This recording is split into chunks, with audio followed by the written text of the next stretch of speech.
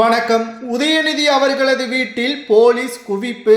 விஜய் அவர்கள் வெளியிட்ட முக்கியமான அறிவிப்பு. நண்பர்களே, இந்த வீடியோவிற்கு ஒரே ஒரு லைக் மற்றும் சப்ஸ்கிரைப் பண்ணிருங்க.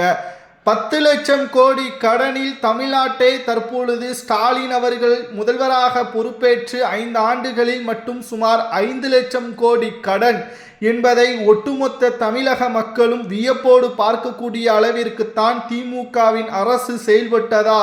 பதவி பிரமாணம் செய்த பிறகு ஒட்டுமொத்தமாக மக்களிடம் உண்மைகளை கூறி எனக்கு கால அவகாசம் வேண்டும், நான் வெள்ளேறிக்கையை வெளியிட்ட பிறகுதான் எனது அன்றாட பணிகளை மேற்கொள்வேன் என்பதையும் தெரிவித்திருந்தார். தற்பொழுது அமைச்சர்களுக்கு ஒவ்வொரு துறையும் ஒதுக்கப்பட்டுள்ள நிலையில் தற்பொழுது கடந்த ஆட்சியில் எந்தெந்த துறையில் எவ்வளவு முறைகேடு நடைபெற்று இருக்கிறது என்பதை ஆய்வறிக்கையாக எனது டேபிளுக்கு வர வேண்டும் என்பதை விஜய் அவர்கள் உத்தரவை பிறப்பித்துள்ளார்.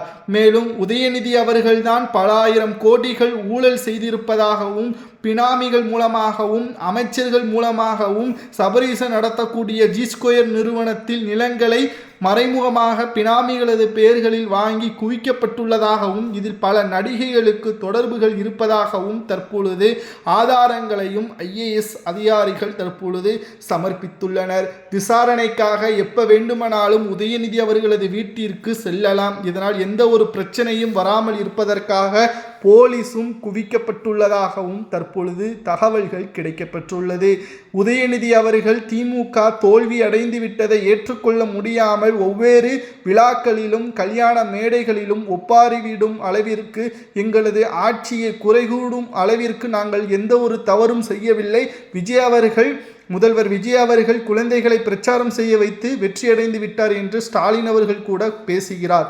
மக்கள் உங்களை புறக்கணித்து விட்டார்கள், அதனால்தான் ஸ்டாலின் அவர்களை கொளத்தூர் தொகுதியில் தோல்வியடைந்து விட்டார் என்பதை உங்களால் ஏற்றுக்கொள்ள முடியவில்லை என்றால் 5 ஆண்டுகளில் 5 லட்சம் கோடி கடனை பெற்று அதை என்ன செய்தீர்கள் என்பதை மக்களிடம் தற்பொழுது விஜய் அவர்கள் வெள்ளேறிக்கையாக வெளியிட்ட பிறகுதான் தெரிய வரும். ஸ்டாலின் அவர்களது தலைமையிலான செயல்பட்ட அரசாங்கம் பொம்மை.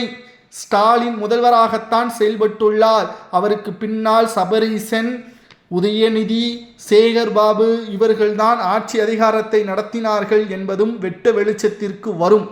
கிட்டத்தட்ட எதிர்க்கட்சி அந்தஸ்தை கூட திமுக இழக்க நேரிடும். சனாதானத்தை சட்டசபையில் தேவையில்லாமல் பேசி குறிப்பிட்ட சமூகத்திற்கு எதிராக தற்பொழுது மிகப்பெரிய ஒரு சிக்கலிலும் மீண்டும் மாட்டிக்கொண்டுள்ளார். இதனால் வடமாநிலங்களில் உதயநிதியின் மீது தற்பொழுது வழக்கு பதிவுகளும் செய்ய உள்ளதாக தகவல்களும் கிடைக்கப்பெற்றுள்ளது. நிச்சயம் திராவிட முன்னேற்ற கழகத்தின் 5 ஆண்டுகால திமுக ஆட்சி மக்களுக்கு எந்த ஒரு பயனும் இல்லை. 5 லட்சம் கோடி கடன்கள் மட்டும்தான் தற்பொழுது நிலுவையிலும் இருக்கிறது. மிக மிக முக்கியமானது, தமிழ்நாட்டில் உதயநிதி அவர்கள் துணை முதல்வராக பொறுப்பேற்று தலைமைச் செயலகத்திற்கு வாரத்திற்கு 2 நாட்கள் தான் வருவாராம்.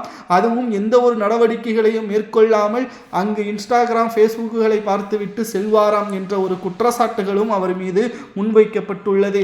ஆனால் முதல்வர் விஜய் அவர்கள் காலை 9:55 முதல் மாலை 4:50 வரை பணியில் செய்துவிட்டு வீட்டிற்கு செல்கிறார். அதாவது அவருக்கு கொடுக்கின்ற சம்பளத்திற்கு சரியான முறையில் வேலைகளை செய்வதாகவும் தற்பொழுது பாராட்டுகளும் தெரிவிக்கப்பட்டுள்ளது.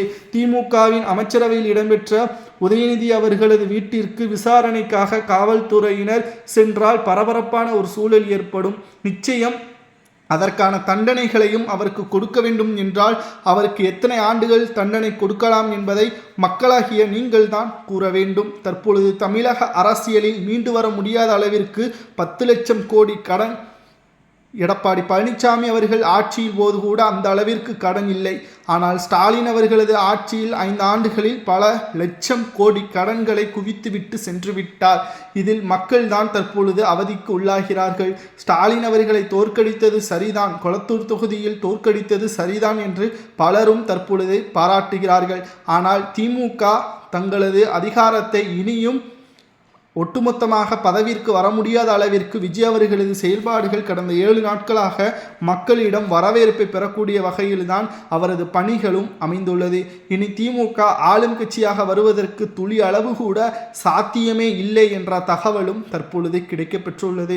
விஜய் அவர்கள் முதல்வராக பொறுப்பேற்ற உடனே உதயநிதி அவர்களை விசாரணைக்கு உள்ளாக்கப்பட வேண்டும், அவர் செய்த ஊழல்கள் குற்றங்கள் அனைத்தையும் 48 மணி நேரத்திற்குள்ளாகவே எனது டேபிளுக்கு வர வேண்டும் என்று தெரிவித்திருந்தார்.